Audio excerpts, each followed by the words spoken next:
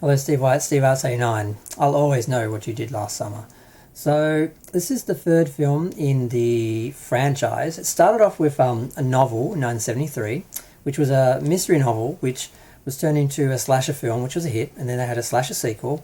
And then they really should have done a third sequel right away because I think the film deserved it. It did make less, the second film, than the first film, but it still made a decent amount of money. But they didn't do it. It took 8 years for them to come out with this film.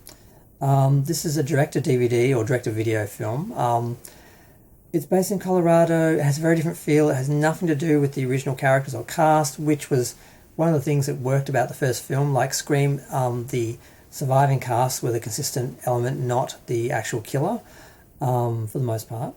And I mean, this film is not great. The only really notable thing about it is Don Shanks is the main sort of stunt man who plays the fisherman, who, obviously, if you know, you're sort of is one of the Michael Myers from Halloween 5, and he's actually really good in interviews. Like he's sort of notable.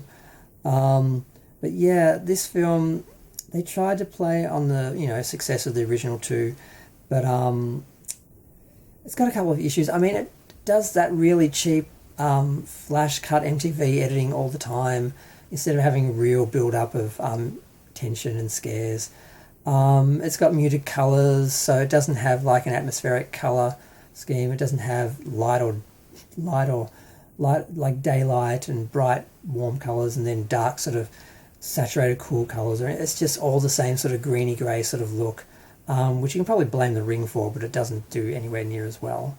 The main issue with this film, and I'll give away the ending just to save anyone the disappointment that I got watching this film.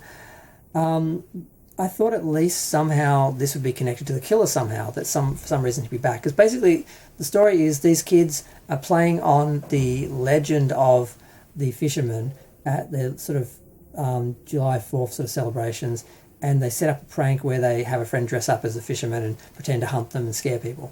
And one of the guys who's involved in this has an accident and dies when he's running to escape the fisherman that they set up this scene on a roof for everyone to watch. He actually jumps off on his skateboard and someone parked some machine where it shouldn't have been, and he landed on it and was impaled and died. So they blame this fictional fisherman, which the police look for a year, and hide the fact that they're responsible for his death. They didn't directly kill him; it was an accident. But either way, it's the same sort of scenario of people hiding, how someone died. And then a year later, of course, they start getting the messages. They start getting hunted one by one, and these actors aren't very memorable. The characters aren't very notable or interesting. Although one of the girls who's a brunette, her last name is DeVito, and I do wonder if she's related to Danny DeVito, but no idea. But the real twist that comes, which I was like, what? Because you're wondering, how is the fisherman involved in this? They're in Colorado. They stretched the sequel a little bit with the fisherman having worked in the Bahamas, I guess off-season or something, and that sort of connected him to the island, the way he picked the island to lure them to. But this film, it's nothing to do with it. It's basically just literally an urban legend come to life. You see the fisherman at one point and he looks like a zombie and a monster, and I'm like, is this supposed to be the real fisherman who's dead and come back as a zombie, or what is this? And the girl, of course, just in a burst of random exposition realizes and explains to the audience that, oh, this urban legend has come to life, we've given it energy, and now this is like a monster, and the only thing that can kill him is his own hook, because he'd been shot with rifles and it didn't slow him down. He was earlier in the film showing some Jason Voorhees like strength, and that's basically how it ends. They then go after him, and they end up knocking him into some sort of mulcher, and he gets spat out and he's dead. And I'm like, really?